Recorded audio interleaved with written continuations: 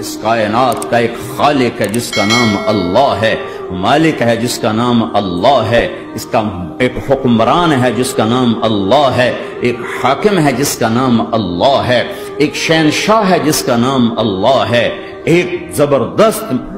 जबरदस्त ताकत है जिसका नाम